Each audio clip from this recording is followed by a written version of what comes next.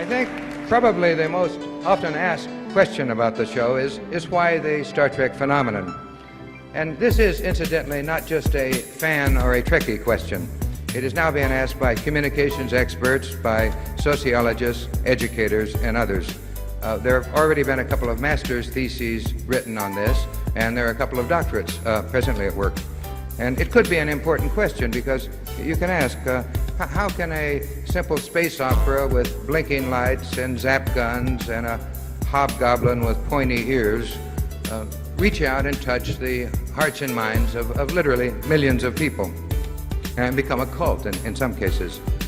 Obviously, what this means is that television has incredible power.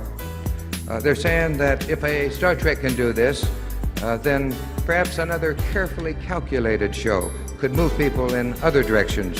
What's to keep selfish interests from creating other cults for selfish purposes, industrial cartels, political parties, governments. Ultimate power in this world, as you know, has always been one simple thing: the control and manipulation of minds. Fortunately, any attempt, however, to manipulate people through any so-called Star Trek formula is doomed to failure, and I'll tell you why. We did not accept the myth that the television audience has an infantile mind. As a matter of fact, we decided to risk the whole show on that premise. We believe that the often ridiculed mass audience is sick of this world's petty nationalism and all its old ways and old hatreds, and that people are not only willing but anxious to think beyond those petty beliefs that have for so long kept mankind divided.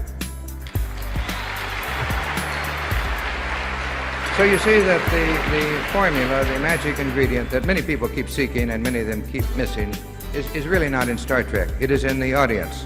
There is an intelligent life form out on the other side of that television tube. The whole show was an attempt to say that humanity will reach maturity and wisdom on the day that it begins not just to tolerate, but to take a special delight in differences in ideas and differences in life forms. What Star Trek proves is that the much maligned common man and common woman has an enormous hunger for brotherhood. They are ready for the 23rd century now, and they are light years ahead of their petty governments and their visionless leaders.